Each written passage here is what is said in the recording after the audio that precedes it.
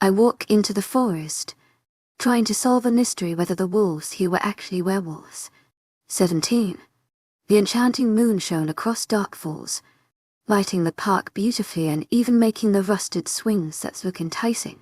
The park ground was covered in small wood chips that reminded Marcy of her second elementary school's playground, where she remembered first breaking her left wrist after having a harsh landing from the monkey bars. 𝐿𝐷𝐞𝐲𝐻𝐬 𝐊𝐢𝐬𝐷𝐞𝐝 𝐊𝐢𝐬𝐷𝐞𝐝. Being the person she is the moment the case came off, it was the first place she visited and ended up hurting her right wrist. Her mother never let her near them since then, and even went as far as to let the teacher know she was prohibited from playing on them. It didn't matter. When the teacher became distracted with other things, she seized that opportunity and swung past the monkey bars. No, she didn't fall an attempt, or ever after that. Third time's the charm, right? Further to the back and partly covered by the shadows of large trees was Cinnamon. If she hadn't knowingly been searching for him, she doubted anyone could tell he was a wolf. His coloring would make him look like a log at passing glance. Over the weekend, she had forgotten how large he really was. Currently he was laying down, his face away from the moon. But the second her feet touched the park ground, he stood on his paws and waited for her to get nearer. "Did you miss me?" Hugging his neck, his face fell on her shoulder and his nose toward her, and as he gave her a swift, quick lick, Marcy smiled as she felt his familiar warmth radiate through her fingers. Hugging Cinnamon was better than any stuffed animal she owned. 𝐿𝐷𝐞𝐲𝐻𝐬 It would be better if he actually brushed his hair. Marcy laid on the grass near him, away from the light in case any wandering eyes caught her out of her estate. She doubted that would ever happen, though.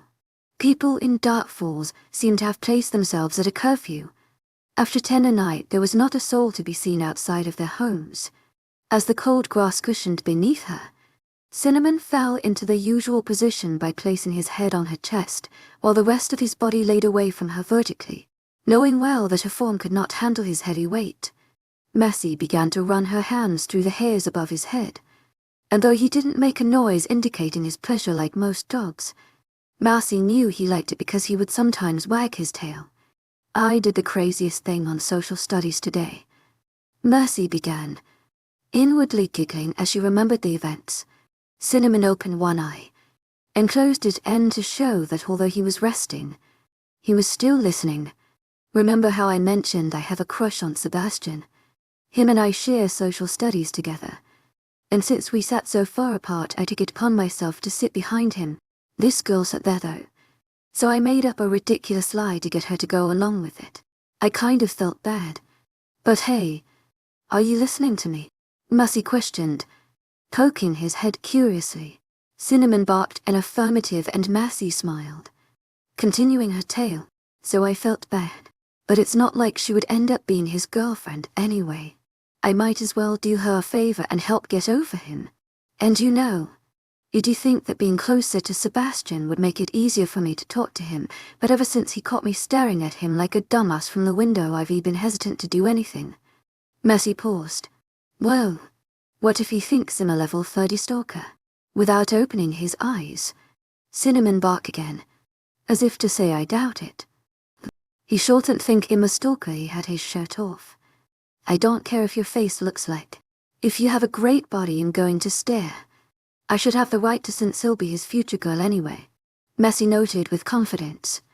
This time at her proclamation, both of Cinnamon's eyes slowly opened as he calmly huffed, as if to sarcastically say sure. Marcy gazed directly at the wolf's disbelieving golden eyes as she said him serious. Cinnamon merely closed his eyes and returned to his rest. Unperturbed, Marcy Ray tied her loosened hair and stuck her tongue out, despite noting how Cinnamon wasn't even looking. Somehow, it reminded her of Jordan in calculus, when he wished her good luck for chasing after the captivating Sebastian Pierce. She doubted it could be that hard to get the guy. He probably just hasn't met someone as amazing as her. Whatever. After I follow through with my friends, then lover's plan hell be all mine. Cinnamon ignored her, and instead bothered himself to hit her hand with his nose before returning his head on her chest. Knowing he wanted her to resume her petting, Mercy restarted caressing his head. As Mercy petted his head, her mind went back to Jeanette's diary, the part where Kyle shifted to a wolf. Her violet eyes fell on Cinnamon's larger than average form and pondered the idea of him not just being a wolf, but a werewolf. He was so smart. The way he listened to her and responded as if he understood everything she said, which Mercy felt assured he actually did. She sighed and wondered if perhaps he was being too hopeful. She had always been an active dreamer, but maybe this time her thoughts were going too far, too unrealistic. The day she jumped off a swing because she believed she could fly did not end very well. Being young at the time, it hurt her feelings. And her arm, suddenly getting an idea. Mercy patted Cinnamon's head to get him up. His amber eyes slowly opened. Clearly he almost dozed off. "Can you do me a huge favor?" The wolf held her eyes, waiting for her to continue. "Can you give me a wolfie back ride? I've always wanted to ride a horse and you're the closest thing I've got." Without waiting for an answer, Mercy got up with anticipation. Seeing he had no choice, Cinnamon stood as well and waited for her to get on. Excited, Mercy gripped his neck as delicately as possible before trying to haul over his back. Keyword tried. Cinnamon was taller than the average wolf and Mercy was the most flexible person around. She really had been lying to Kristen the first time she met her at the grocery store and told her she was once in gymnastics. Noticing her difficulty, Cinnamon laid on the grass to reduce the difficulty. This time, Mercy was easily able to get on top of him. She gave a happy yay before fastening her hands on his fur. Unlike the fur on top of his head, the fur surrounding his body was much thicker and rougher. Mercy shook her head, disapproving. "Didn't I tell you to condition your hair?" she murmured, knowing well wolves didn't use conditioner. "To my 𝐿𝐸𝐧𝐼𝐻 𝐊𝐢𝐳, heartfelt thanks for your unfailing 𝐊𝐢𝐳𝐧. Now that she thought about it, did they use shampoo? How did they even wash? As he stood, Mercy slightly wobbled, but managed to gain balance. Cinnamon rode at a slow pace, careful so as not to let the girl on his back fall. Noticing this, Mercy became impatient. "Come on, go faster." To her dismay, Cinnamon dismissed her wish and remained walking the same pace. Deciding the ride was still delightful regardless of the speed, she allowed herself to enjoy it. Cinnamon took her inside the woods, clearly not wanting to risk being at full view in the park. However, Mercy noticed he never strove to dip into the tree-infested area. Looking up at the moon, she couldn't help but think Dark Falls was the best place she had ever lived in, and truly wished that unlike the rest of the places she called home, this one would remain permanent. "Listen, honey, you can't do that. You need to stop sweating him. Let him miss you," Mercy advised. It was during lunch and she was sitting with a worried Lucy, a concerned Emma, and an "I hate Mercy Emmy." As of yesterday, and to the surprise of everyone in the table, Lucy snagged a boyfriend. His name was James. And no, it was not James Fulton from the cult. It was James 𝐷𝐸𝐺. And no, Mercy did not know how to pronounce his last name either. Apparently, Lucy and him had been texting for weeks and didn't bother to tell her friends because she felt it would be impossible to have him. Mercy thought Lucy was too adorable. She had never met anyone as humble as her. She couldn't understand how on earth she believed she couldn't snatch someone like 𝐷𝐸𝐺. Lucy was definitely cute and had an engaging personality. Yesterday, after her shift in the diner, he asked her out, and they were currently boyfriend and girlfriend. Now Lucy feels he has been ignoring her all day and has texted him 12 times in hope of figuring out what was going on. "Let him miss me, but I haven't seen him all day, and he just asked me out," Lucy reasoned. Nervous, she ringed her fingers and checked her phone for text messages. Mercy took out her nude nail polish and began painting her nails. She wanted to try it out, thinking it might go well with Sebastian's copper skin tone. "You know, in case they held hands today." Mercy giggled at hearts, but became serious again when she glanced again at Lucy's face. "You've been talking for weeks now, so the relationship didn't just start. This is a big step for a guy. Maybe he just needs a breather. If you're too anxious, you might scare him off. I've definitely seen it before. Lucy bit her lip as her eyes wandered the cafeteria around them, as if 𝐊𝐢𝐧𝐰 would magically pop out of thin air. What if he never texts me? 𝐿𝐻𝐼𝐳 avoided me all day in the hall. Lucy's eyes fell on the table. Heartbroken. Guys, what if this is his way of saying I want to break up? I think you should break up with him before he breaks up with you. Emily contributed. Mercy rolled her eyes. Figures Emily would be the most negative out of the group. Emma shook her head, disagreeing with Emily's words. No, do not break up with him. 𝐿𝐻𝐼𝐳's a nice guy. I don't think 𝐻ED do that to you. And besides, I'd rather the guy break up with me than the other way around. When it comes to relationships, it's always better to be the victim. That way you can make them regret. Mercy added. Lucy gazed at her, uncertain. She sighed and returned to playing with her fingers. Mercy stared at them, slightly mesmerized. They were so thin and tiny. Every time she bent them, Mercy would slightly wince, expecting for them to break. She didn't think Lucy should be so worried about her and James. It was just a little stunt compared to what she's seen. Then again, perhaps Mercy had always been overly confident in every relationship she's been in. She had no reason not to be. Guys liked confidence in a girl, and she happened to have lots of it. Oftentimes some girls called her conceited. Conceited. Confident. They both started with the same letter. And if she was both of them, she didn't care. She preferred that over worrying herself sick like Lucy. If you've been talking for weeks side out, he decided to ask you out on a whim. Wait until tomorrow night. That way he had time to breathe. If by Thursday he hasn't called, then I will personally find him in the hall, bring you to him, and you will tell him to stop being such a baby and act like a man. What are we? In 8th grade. We are seniors. This is not the time to play hide and seek. Mercy assented, finishing her nails. She hoped Lucy would take her words into consideration, because she was willing to hold to every word she just said. Emma nodded in agreement. Lucy gave her a small smile, satisfied with the idea. Thanks, Mars. You're amazing, she replied. Genuine. At the compliment, the corners of Mars' 𝐿𝐻𝐳 squirted up to a big grin. I know. I knew it was just me. The table laughed at the response, and the rest of the period was spent on carefree chatter. Sniff. Mercy slammed her head on the desk, earning a few quick glances that in moments returned to their business. Study hall was so annoying. Usually, she would ask her born reading teacher to give her a pass to the library, where she would enjoy the quiet, more amiable, areable area rather than the stupid classroom that, regardless of it containing at most 15 students, still felt suffocating to her.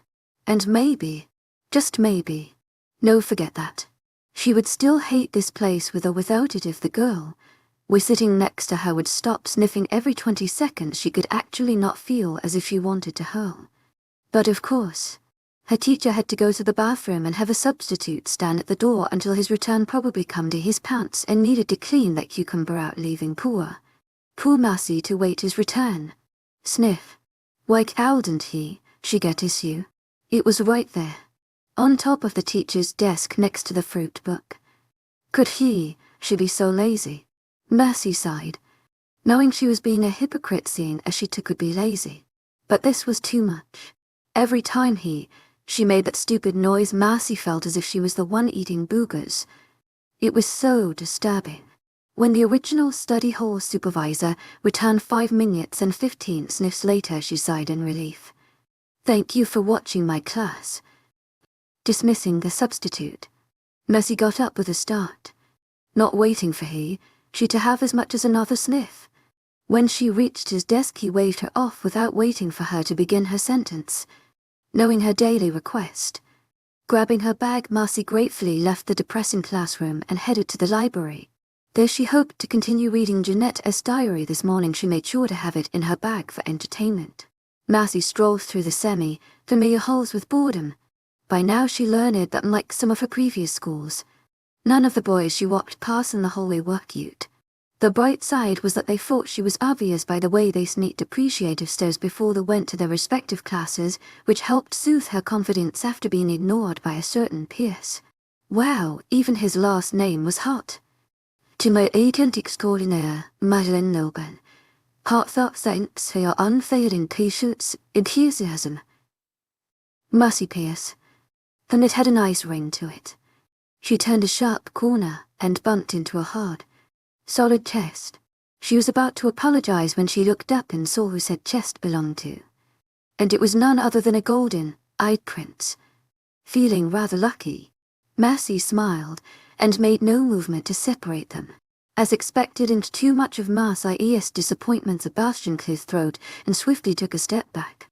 "Hi, Sebastian." Mercy greeted, her violet eyes joyful. 𝐿𝐻𝐸𝐷𝐞𝐝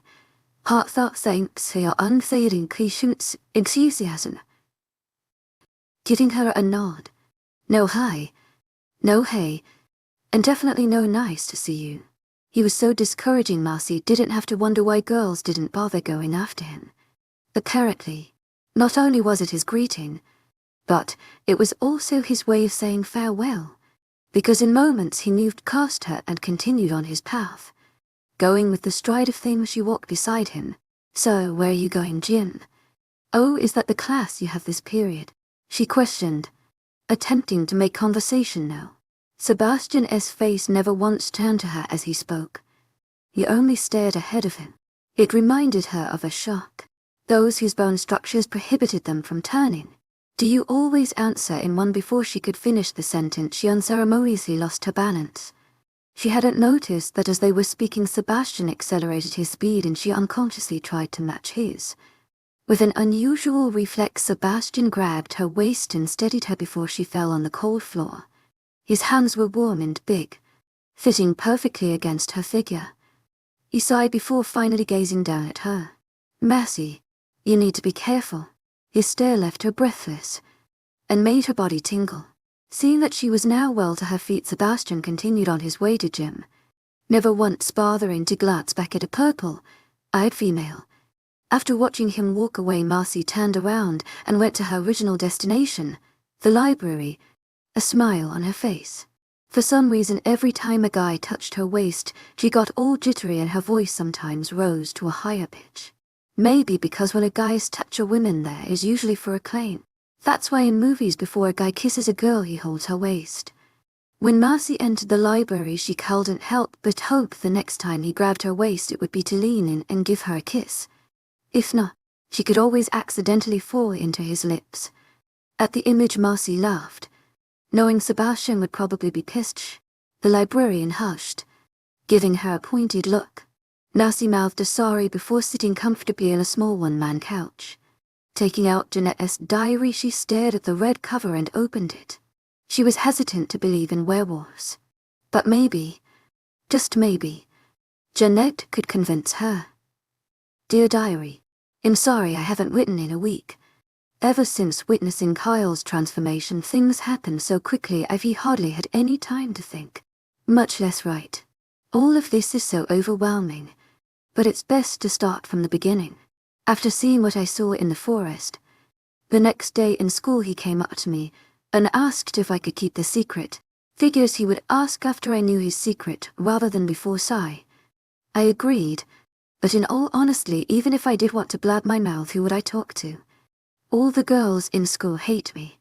He then followed by inviting me to his house after school. I said no, of course. Just because I know his secret doesn't mean we're automatically best friends. It is fault all the girls hate me, making me a total loner. By the time school ended, however, it seemed I was forced into going to his house after all. The girls were following me again, only this time they weren't being as discreet and were much larger in number. Before they were about 3. That day it appeared to be 7. Eric came to my rescue by walking beside me and leading me into the wood. I'm not sure which decision would have been better, going to his house or getting beat up, because when they saw it and I enter the woods, their suspicions were confirmed. And all of their gossip now had proof. I just wish I understood why they had to go to such extremes for boys. It's so crazy. The house was a long walk from where we stood without warning. Eric transformed into a wolf and with a bar urged me to ride on his back. I wish I could say I disliked it, but it was so fun. I felt like a warrior princess out to save the world. Okay. In writing in pen, so please ignore that last sentence. Someone must have been waiting for his arrival, because before we even got to the door short, Pretty Woman opened it. She was speaking with someone, but when she finally turned forward and showed her entire face, I had to stop myself from staring. A long dark scar started from her right cheek and ended at the base of her neck. The sight was slightly disturbing, because I knew it was not something done on accident. It made me less confident about the decision I made to go there. Inside, I was introduced to various people, which I do not remember the names of except for Cherry, who opened the door. There were so many of them. I couldn't believe I hadn't seen their faces anywhere. 𝐿𝐷𝐼𝐻𝐿𝐷𝐞𝐝 𝐻𝐿𝐷𝐞𝐜𝐿𝐷𝐼𝐻𝐿𝐷𝐞𝐝. I'm not a good person to go by seeing as I rarely leave my house, but I wondered why they all lived together. To my relief, they were kind and approachable. For some reason, they were happy and excited to see me. I don't understand how a group of people can be so accepting to one they've never met before. Marcy paused her reading and put a hand to her chest, remembering very well her first acquaintance with the cult family. Unlike Jean, she remembered some of their names to her own surprise, but she couldn't help but notice the similarities in their stories. Like Jean, the cult family was very accepting when it came to her. As a matter of fact, the cult themselves from school became friends with her easily, so easily in fact, that even her friends were amazed. I felt most comfortable around Cherry, maybe because she looked the most normal. They were all so tall, so strong, so supernatural. It was, as I said before, overwhelming. Many of them went outside to train or go for a run, while others roamed around the house. I don't know what I was expecting. Maybe a dirty house with bones and blood splattered on the walls. They don't exactly fit the stereotypical werewolves. Cherry invited me to the living room to watch some television, without me knowing I had shown comfort around her, and an unspoken agreement had been made that she would entertain me. I ended up sitting on the side that showed her scar, and as respectful and discreet as I wanted to be, my eyes kept wandering to it. "Would you like to know how I got it?" she asked me. I felt so embarrassed, but she seemed rather calm about approaching the subject. I found myself saying yes. Did she get it from them? As nice as they may seem, knowing what they were disconcerted me. She muted the television and told me her story. To my surprise, as it turned out, the scar was caused by the likes of this family. Corcorus wolves. This is what they called them. They had the abilities of werewolves. Only these were wolves without control. They had no sense of righteousness, no sense of love. Their only desire was to kill, because they relished the sight blood. Their only sort of distinction is a mark on the base of their necks, indicating their savageness. Cherry had an encounter with them months ago, and if it weren't for this family, she wouldn't have been saved in time before it devoured her very being. Somehow, her heroic tale managed to placate my attitude towards these wolves. Perhaps they deserved to be trusted after all. The bell rang, bringing Marcy out of her reverie. She placed the book in her bag and exited the quiet library, joining a hallway that was steadily beginning to fill with chatter all around. Never could she have pictured herself using a study hall period to go to the library and read, but the truth of it was that reading managed to bring her enjoyment. In her other schools, she used it to go to lunch and socialize with some other group of friends she had. But Dark Falls High didn't have a large population, and many of the people her age didn't interest her enough to actually go to lunch for that. Besides, her lunch period had all the people she could bother herself to talk to. 𝐶𝐵 extraordinaire, heartfelt thanks for your unfailing patience, enthusiasm, called a voice, trying to get her attention. Marcy stopped and waited for her sister to catch up. She thought it was weird how Lily actually wanted to talk to her in school. Usually she was quote-unquote embarrassed to be associated with her, so she pretended they weren't related. She couldn't see why, seeing as she didn't do things that were too out of the ordinary. But Lydia was one to always stay out of drama, and sadly Massey was very familiarized with drama in every school she's been to. 𝐊𝐢𝐳𝐷𝐞𝐫𝐬, heartfelt thanks for your unfailing patience, enthusiasm. They might see us together and think we're friends, Massey warned, laughing. Looking at Lydia's facial expression, her laughter ended on a sour note. Okay, what is it that I don't know that I did that apparently has you annoyed? Lydia narrowed her eyes, staring up at her sister. Unlike her, Lydia didn't get the tall genes and stood in height, being 53. Well, Massey considered that petite.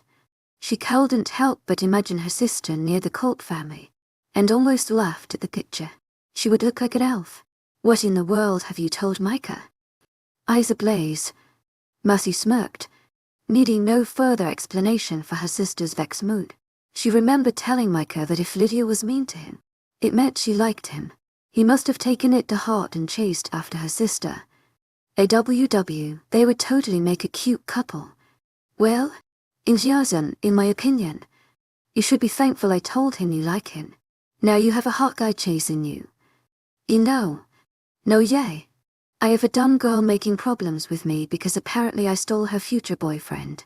What's worse? Planting a finger on May's chest. Is that Micah asked me out in front of her. I don't need this drama, Massey, this is all your fault. Lydia whirled the ring around her pinky, and Massey knew this was a sign that she was going to freak out if she hadn't already. Massey sighed. It reminded her of Jeanette when the boys kept staring at her. Why do girls have to be so catty? If a guy chooses another girl, then it's on to the next one. Knowing Lydia, she was probably really troubled. Out of the two of them, Lydia was clearly the more serious and studious one. She hated girl drama, which is why she usually made acquaintances with quiet, calm classmates. Do you like Micah? Massey questioned. Lydia looked taken aback. What? No, of course not. She stuttered, her cheeks glinting red. Massey rolled her eyes. One, her sister never stuttered, and too much like her Lydia rarely ever blushed. You're lying through your teeth, just go out with the boy already. We both know 𝐿𝐲𝐬𝐬 is handsome. Massey nudged her sister's shoulder, a bewitching smile touching her lips. Besides, if the girl ever wants to fight, we both know you once did kung fu. Lydia crossed her arms and gave her sister an impassive expression, unconvinced.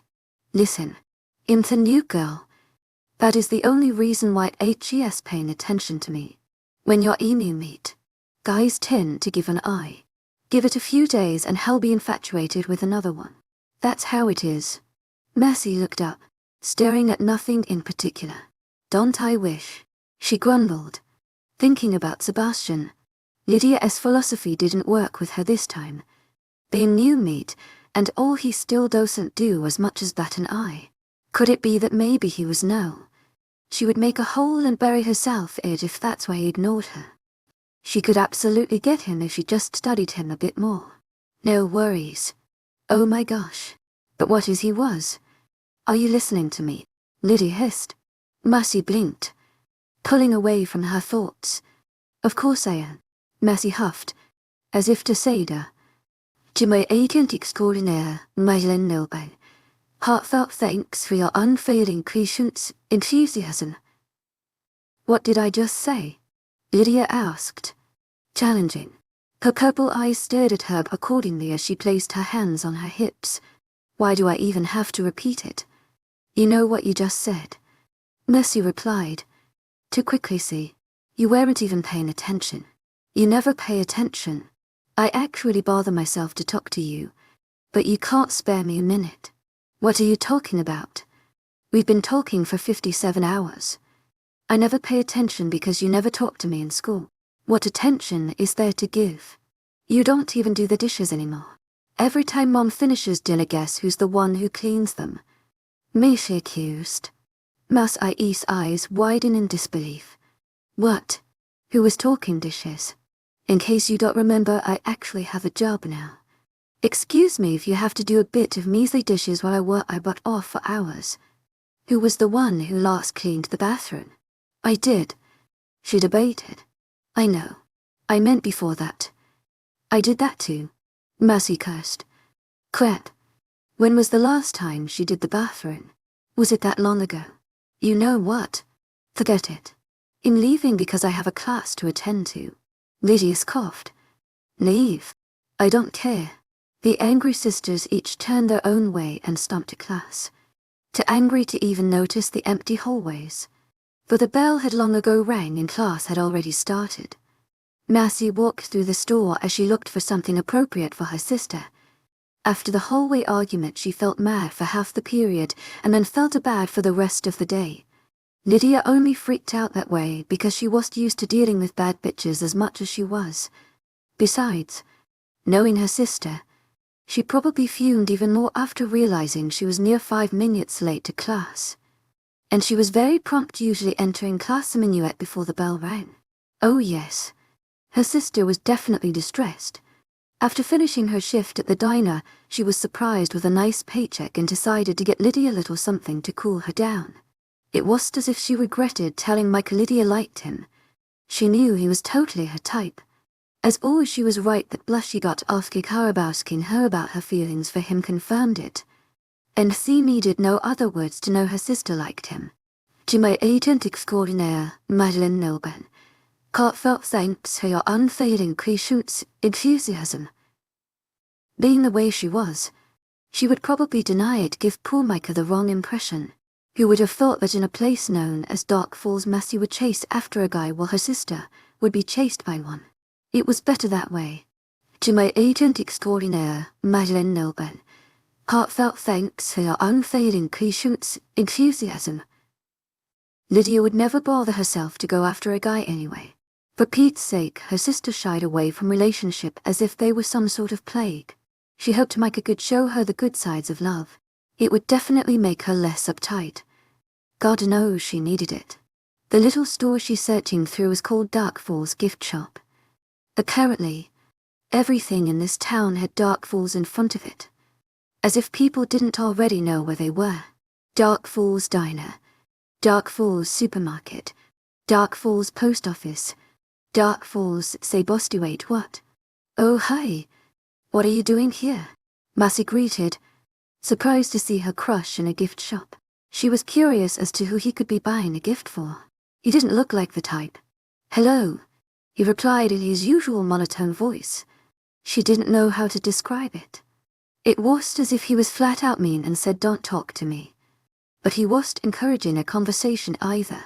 His distance from the door suggested he had seen her long before she noticed him and just didn't bother saying hello to her. Mercy returned to look for Lydia's gift, expecting no further explanation than the simple one, which he received. Mercy picked up a silver ring, but on further thinking put it down. Lydia had enough rings as it was. It was her favorite type of accessory. In buying Crystal a present, it's her birthday tomorrow, he finally said, clearing his throat. Mercy had to stop herself from giving a full-out grin. It was an entire sentence.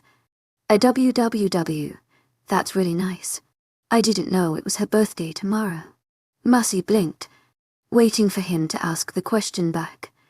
It was only the proper thing to do. Sebastian sighed, as if knowing what she was thinking, and asked, "Why are you here?" Me and my sister got into an argument, so in buying her a gift to still the waters, Mercy confided, picking up a charm bracelet. She gazed at it, considering. This was silver also, with only one charm. It had hidden openings in case someone wanted to add more, but Mercy decided this would be enough. She could get her charms to add whenever they got into more arguments. What do you think of this? She held her arm up high in order for Sebastian to see it eye to eye. He looked at it, not knowing what to say. Ah, yes. But it sounded more of a question, for the first time, rather than a blank expression he usually sported. Pierce looked uncertain. Mercy almost giggled. He looked like such a guy, not knowing much when it came to gifts yet. She confirmed, grabbing it. It was the last one there. What are you getting, Kristen? In response to her question, Sebastian fixed his eyes on the collection of colorful flowers. He was so predictable. Which one of those are you getting her? His lips formed a straight line. "I'm not sure. She likes gardening and flowers." Immediately Marcy cast her eyes on the roses. "You should get her these. I would want these for my birthday. They're perfect. Look at it. It has purple. Purple is perfect." Perhaps she was being a bit biased, seeing as purple was her favorite color. But most people chose roses, why not something different? Sebastian shook his head. "Too few." He picked up a large basket on the floor full of flowers and an assortment of gardening tools. Marcy looked at the price and fought a wow from escaping. Nearing Sebastian, she realized just how big the basket actually was. Being so large, Sebastian made everything look small, but the basket itself was very wide and deep. Upon close inspection, she found some candy laying in the depths near gardening gloves. Looking up, Marcy realized Sebastian was looking at her, waiting for her opinion. "With a gift like this, I'm sure she'll love you forever," Marcy assured. Sebastian gave her a small smile. Marcy wished she could have a camera and take a picture of him there. If Sebastian was gorgeous before, he was beyond breathtaking when he actually tried to be pleasant. She could only imagine how amazing he'd look if he actually gave a full-blown smile. "Thank you." Sincere. Sebastian took the basket to the cashier and waited to be attended. Marcy noticed the way his arms flexed when he placed his gift on the tall counter. Though she was done selecting an item for her sister, she decided to look around just for the sake of it. She didn't want to wait in line behind Sebastian. They had ended on a nice note, and she didn't want to ruin it with her blabbing. She had reached her talking to crush limit after the hallway episode and their recent conversation. Who knows? Maybe next time he'll be the first to say hi. "Goodbye, Marcy," Sebastian said, as he passed by her and calmly exited the store. "Bye-bye," she stuttered, and followed by smacking her face when he was out of sight. "Bye-bye." Hopefully he heard it as bye. She ambled to the cashier and gave him the bracelet. Happy that this time Pierce said goodbye. Marcy gave a high-pitched squeak when she flicked away a slimy substance from her feet. It was no doubt a worm, an idea which had her make gag expressions for no less than a minuet. Though she was not afraid of insects, she was definitely grossed out by them and avoided them at all cost. In all honesty, the situation was her fault. No one in their right mind would wear flip-flops for a forest walk, but coming here was so out of the spur that thinking footwear was not the first thing at mind. Marcy didn't know what she expected to find here at this time. All she knew was that she needed something. Anything to confirm an idea about werewolves. Real or not, she didn't care. Just something to tip off her rising curiosity. As expected, Cinnamon was there at this hour. It was far too early. Usually she was with him around to her. But right now it was 11:28. He was most likely in some case sleeping. Stepping more carefully this time, Marcy navigated deeper into the dense forest. A part of her was scared, and very paranoid of the dangers that could come upon her here. Yet another part was filled with pride. She was always known as a courageous and outgoing type, never afraid of anything, and she wanted to hold on to that. She swallowed a yelp that threatened to escape due to the passing bird. Everything seemed louder here. The creak of every fallen branch she stepped on, the howling of owls, and even some mysterious crawling. It was the ideal horror scene, and slowly, step by step, she started to regret coming here at all. What was she thinking? At night, she was such a fool.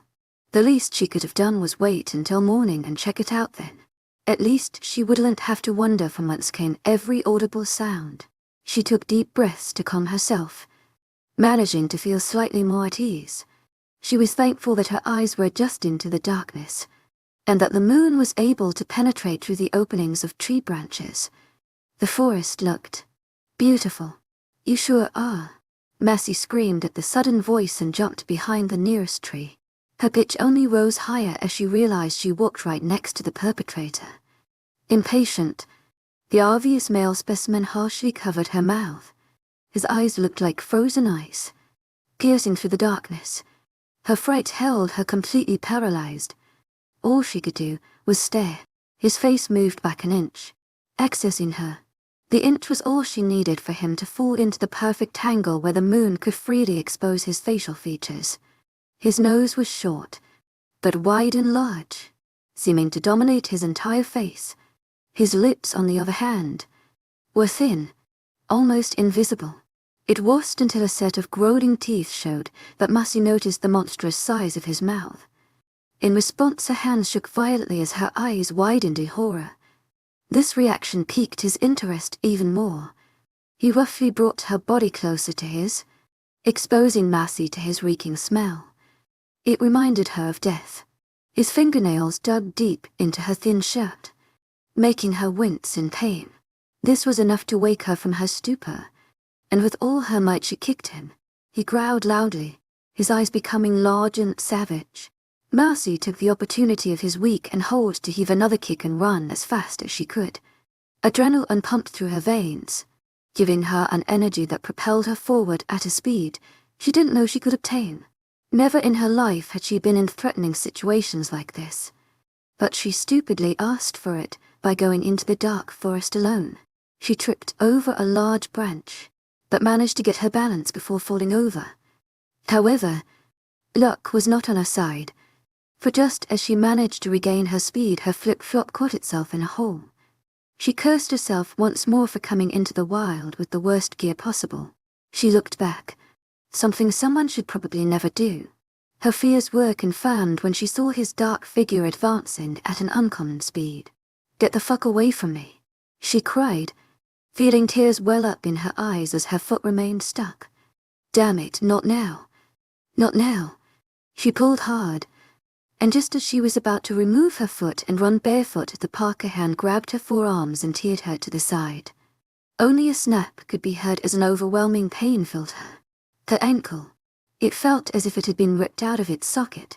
A deafening scream filled the forest, and the leaves shuffled in response. A crisp, strong wind shook the branches of the trees. They moved violently, as if celebrating in her misfortune. The 𝐊𝐤𝐼 stared above her, rejoicing in her current position. "That thing, it's not human." She tried to get up, earning a spasm to wave through her being, leaving her speechless and helpless. 5 sharp needles, deep needles. They dug into her arm. He retracted his nails and gave her a sickening smile at the sight of trailing blood. Her face paled as she looked away, a true feeling of vomit beginning to surface. That moment was when 𝐵𝐵 noticed it. It was as if destiny had prepared for her perfect picture before she died. Their only sort of distinction is a mark on the base of their necks, indicating their savageness. Jeanette's handwriting flashed before her eyes. "Corcorus," she whispered. Her heart hammering hard against her chest, it felt as if it would spill out in any minute. He laughed hysterically and stood in a deformed hunched position. There was ripping and cracking. There was hissing and snapping. His skin filled with a fur that matched his distraught, seeking eyes, and his lunatic grin elongated to multiple fangs. In moments he transformed into werewolf, ending any doubt she had before about them. She grabbed the nearest stick and held it up defensively. This piece of shit could do whatever it wanted with her, but she vowed to not make it easy. She lashed the stick against his noise, earning a loud growl. 𝐵𝐵 held it up, ready to strike again, but felt her weak hand drop, her only form of protection, as her eyes began to lose focus. She was becoming dizzy, the pain from her foot slowly enveloping her, until she could not even hold up her head. The Corcorus wolf bared his teeth and stepped closer, his eyes transfixed at her bloody arm. She wished she could grab his neck, twist it, kick on his face and jump on his body as if it were egg. She tried moving, but even lifting a hand took so much effort. Where did all her strength go? There was so much pain. The Corcorus wolf opened his mouth wide, ready to devour her. 𝐵𝐵 closed her eyes and hoped it would give her a painless, quick death. Suddenly, a swift breeze passed over her body, and when she opened her eyes, the wolf was no longer there. In a moment she heard the growling. She forced her head to turn and felt tears of gratitude immediately fall down her cheeks. It was Cinnamon. He was fighting against the monstrous wolf, managing to easily overpower him. Her dazed eyes could only see a blur of quick movement,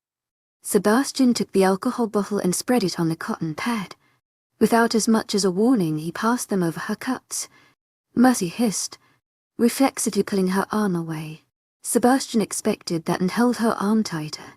Every time the alcohol dose swab passed over a cut, she had a sharp intake of breath, but nevertheless swallowed her cries. She stared at him as he concentrated on her wound. The slight shock of him being a werewolf had fallen, and now it was slowly being replaced by embarrassment. All along, her beloved wolf Cinnamon was her school crush. Abashed, She looked down, letting her hair cover her face. She rarely blushed, and when she did she never let anyone see it. All those secrets. Her plans to capture Sebi, how much she liked him. All of it she had ignored not revealed to Cinnamon. And now, to think that it was Pierce all along made her face heat up like a stove. She closed her eyes and breathed, aiming to shake away her embarrassment. There was nothing she could do to take those words back now. After he was done cleaning her cut, Sebastian quickly wrapped it, tight enough to give pressure, but loose enough to be comfortable. Finally having her face back to normal, Messi looked up and smiled. His eyes did not soften. Why were you in the forest? Messi sighed. Well, there went the hole. And then he suddenly turned romantic dream. I was curious, she answered honestly. Besides, I've been near the forest during much later hours. Violet eyes stared at familiar amber-colored orbs. He knew exactly what she was talking about. That fact that he had been Cinnamon all along could not be ignored. Yes, but you never ventured into the highly wooded areas. He pulled down the covers until she was left bare. She shivered in the cold air. Looking down, she realized she was wearing the pajamas she left the house in, which consisted of her father's large shirt and some shorts. She didn't miss the way his eyes followed the length of her legs, making her smirk. Yes, she definitely had amazing legs. It appeared he was completely immune to feminine features after all. Sebastian cleared his throat, focusing his eyes on her damaged ankle. She teared her attention away from him and examined her injury. She gasped, eyes wide. Her entire foot was not only immensely swollen and abnormally shaped, but also red with tints of purple. She looked away, disgusted. So much for being sexy. After having her foot stared at for a few moments, Messi grew impatient and threw the covers over her legs once more. She was uncomfortable with the idea of him staring at her revolting foot. Sebastian's eyes snapped to her. Annoyed. I am trying to correctly look at your wound. Messi hummed fed and crossed her arms. I think you've gotten a good enough look. There's nothing you can do about it, but let it heal. He sighed and looked at the ceiling, as if asking why she was being so difficult. While you were asleep, Haley and Mandy put ice on your foot 15 minutes and cleaned up your arm, he informed. I was checking to see if the ice had any effect. Marcy was surprised she had slept through all of this. Wow, I must have been really knocked out. She looked at the time, and was even more surprised at it being 4 a.m. For some reason she thought it would be later on the next day. She hadn't slept as much as she assumed. Looking out the window, the bright moon still lit the forest, a few layers of red and purple beginning to weave into the dark blue sky. The pain made you lose consciousness. Grabbing an elastic wrap and removing the covers once more, he gave Marcy a warning glance before beginning to wrap the elastic around her ankle, clearing messaging her to not disrupt him again. She leaned back, deciding to let him finish. She didn't like the fact that he was staring at it, but at least if he had any repulsion to it he hid it. And the butterflies in her stomach awakened when she analyzed that he was taking care of her. Again, she remembered her predicament, the fact that he was Cinnamon.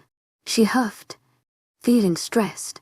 She habitually crossed her legs, only to have Sebastian grumble and stop her feet from interlocking before she caused herself pain. I am trying to wrap your foot. She ignored his comment and pouted, unable to hold her discomfort any longer. All this time you were Cinnamon and you didn't tell me. Sebastian looked at her blankly, not understanding. I told him a lot of my secrets, she continued, making her point. Mercy, you have an injured arm and a sprained ankle. The least you should worry about secrets you never meant for my ears to hear, he commented, dumbfounded. Her pout became bigger now she knew how distressed her sister probably felt. I loved Cinnamon. He was a great listener. He even gave me a wolfie back ride one night.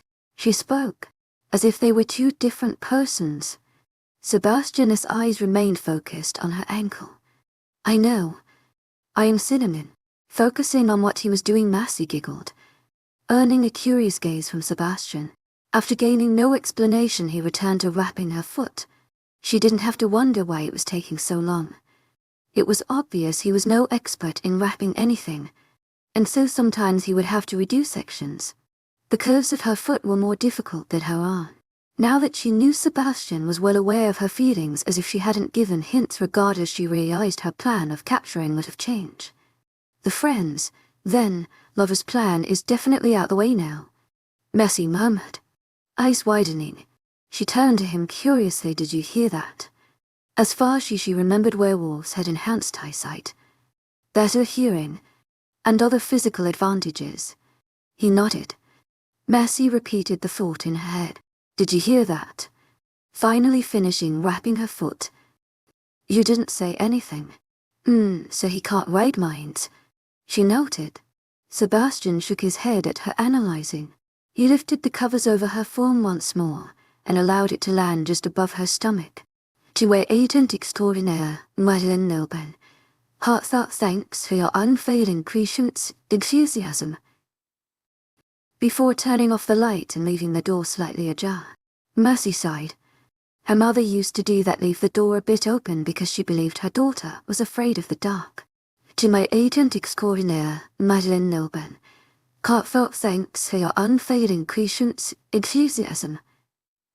Her mother should have known better, but at the time Lydia was much younger and needed to sleep with a nightlight. She squeaked upon recalling that Sebastian was her cinnamon. She still couldn't wrap her head around that fact. To think that she had even told 𝐶INNY about the mischievous plan that took place in social studies when she lied to Layla by saying Mr. Barman requested they switch seats. He knew everything.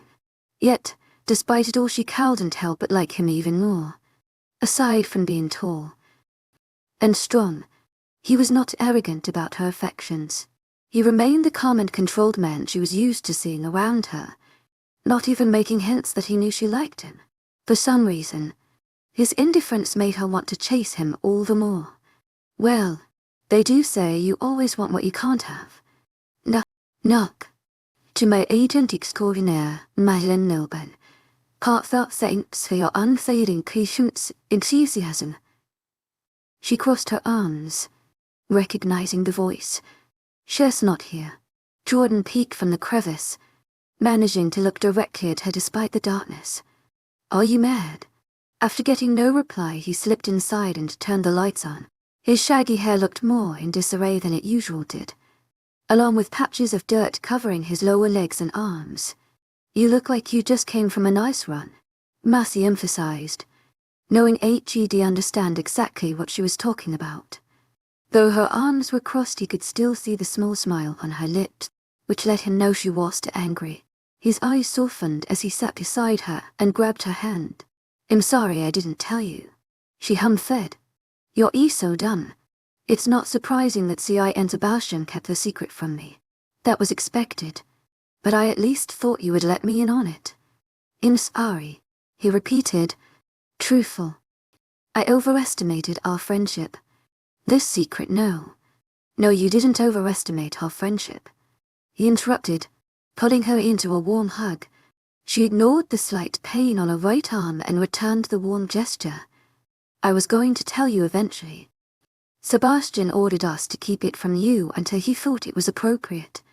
Mercy smiled. She knew she hadn't overestimated their friendship at all. Nevertheless, she would never miss an opportunity to be the lied to victim. At least Jordan was doing a good job. Unlike Sebastian, who made it seem as if it was her fault she got attacked in the forest. How was she supposed to know a Corcorus wolf was roaming around? Keep it from me, why? She questioned. 𝐊𝐢𝐬𝐃𝐝 𝐊𝐢𝐬𝐃𝐝. Heartfelt thanks for your unfailing 𝐊𝐢𝐬𝐃𝐝. Jordan shrugged. To get you more used to us, I guess. We didn't want you to run away scared. Mercy scoffed at the idea. Offended me. Scared. Please. This is as easy as a chocolate bar. Jordan crunched his brows. Confused. Chocolate bars. They're easy. Mercy nodded. Yes, you know. Like easy to eat. So you ate the truth. 𝐊𝐢𝐬𝐃𝐝 𝐊𝐢𝐬𝐃𝐝. Heartfelt thanks for your unfailing 𝐊𝐢𝐬𝐃𝐝. It's not like bubble gum. With bubble gum you taste it, but you never digest it. I can digest this. Jordan stared at her for a few moments before chuckling. Mercy slapped his shoulder. What? Nothing. It's just you have weird metaphors. He gave her a kiss on the cheek before standing. You should sleep. Your body needs to heal. His eyes looked directly at the small gashes that marred her arm. Concerned. You mind giving me a phone though? I need to call my house before any of them wake up. My mom will worry if she doesn't see me in the morning. She related. They'll be right back. Stay here. Before turning around and exiting the room, Mercy shook her head at his ironic order as she stared at her covered swollen foot. Stay here, as if she had any other option. Just moving her foot brought painful waves. The idea of walking seemed unbearable. Thinking back, Mercy found it interesting how Sebastian ordered the cult to not say anything for fear of her being afraid. She hoped it was because Sebi was more interested in having her around than he let on. Especially now that she was aware that he knew she liked him. Since the friends, their lover's plan was out. It looked like she would just have to steal his affections the more obvious way. I found the house phone. Jordan supplied, entering the room and handing her the phone. I'll check on you later. Remember to rest. Thank you, Dr. Smith. Mercy joked, waving him away. As he walked away, he smelled his shirt. Yes, you do need a shower, she commented, and laughed when he narrowed his eyes. Rather than answering back, he shut off the lights and closed the door behind him. Mercy leaned back comfortably on the pillows, realizing just how tired she was. All that was left now was to call home and hope her mother didn't freak out. After typing in a house phone number and pressing the call button, she waited for her family to pick up. Let's see, who would pick up? Lydia, Dad, or Mom? Lydia slept upstairs by her room, so it would take a while to reach the phone, as opposed to her parents' master bedroom downstairs. Her father was a deep sleeper, and even the loudest alarm clock howled to wake the man. Somehow, her mother's soft voice could. That left her with hello. Croaked a sleepy voice. Mercy bit her lip. Hi, Mom. 𝐿𝐤𝐳𝐸𝐬𝐷𝐞𝐝𝐬 𝐿𝐤𝐳𝐸𝐬𝐞𝐝𝐬. Why are you calling the house phone? Are you that lazy that you can't come downstairs? Annoyance leaked into her voice, and Mercy remembered the time she called her mother from upstairs to bring her a glass of water. It was a while ago, when she first started a job at the diner and returned home exhausted. What? No, this is not my cell phone number. There was shuffling. She assumed her mother actually bothered to check the caller to see if what she was saying was true. There was a sigh. Mercy. What happened? Mercy smiled. This was a good sign. Her mother wasn't angry. Obviously she cowed and gave her mother all the detail, but she would try to keep it as close to the truth as possible. Yes, that is exactly what she would do. Tell the truth, but tweak it just a little bit. I was sleeping when this guy from my school threw pebbles at my window. He told me to meet him downstairs, and I did, but only because I like him. H.E.S. really cute, Mom. We were talking for a while and I suggested we walk to the park. Then in the park I climbed a tree, but my hand slipped when I got to the very top and I hurt my ankle. Then some branches fell down and scratched my arm. And now at his house where he cleaned me up and tried to lessen the pain of my foot, which is now really swollen. Okay, so the tweaking a bit didn't work, but in her opinion the lie was passable. From the other side of the phone Mercy heard silence. Her mother responded. What? Mercy cleared her throat, ready to repeat her story. I said I know what you said. What were you thinking? You know you can't climb high things. You always fall, Mercy. You fell off the swings in 4th grade. Do you not remember? You broke your wrist. Mercy didn't bother correcting her mother on the fact that it was actually 5th grade, and that it was the swings. It was the monkey bars. Totally was the monkey bars. That was years ago. I haven't fallen off things in a long time. They'll be all right, Mom. Do you want me to pick you up? And you never told me about this guy you like. Were you planning on no? No, I was not. Mercy interceded, stopping her train of thought. Now that she thought about it, the story would deem it possible that they went to the park to have sex. Good, her mother replied, satisfied. You're too young for that. None of that until you're married. What's his name? Whose name? Plain dumb. Her mother yawned. This boyfriend of yours, Sebastian Pierce, she blurted, her eyes snapping to the door, as if expecting him to waltz in. She didn't have the energy to explain to her mother that he was not her boyfriend. He sounds like a nice boy, her mother commented, thoughtful. Well, Marcy was sure if nice was the best word to describe him, but he was definitely not mean. 𝐻𝐤's charming. In his own way. You should introduce him to us. I want to meet him in person. She heard her mother yawn again, causing her to yawn. Why is it that yawns were contagious? Okay, Mom. I'm gonna go rest. You should too. You're yawning a lot. None. Good night, honey. Call me when you wake up. Marcy nodded, and then realized her mother couldn't see her. Okay. I love you. Love you too. Good night. Marcy hung up and pulled the covers of the bed to her chin, groaning at a sting it brought to her right arm. Although the room had no open windows and the door was shut, it still felt chilly. Yawning, Marcy closed her eyes and sunk more comfortably into the bed. Now with her nose pressed up against the fabric she could smell the lingering smell of lavender. It brought a calm, soothing effect that helped her doze off into a peaceful sleep.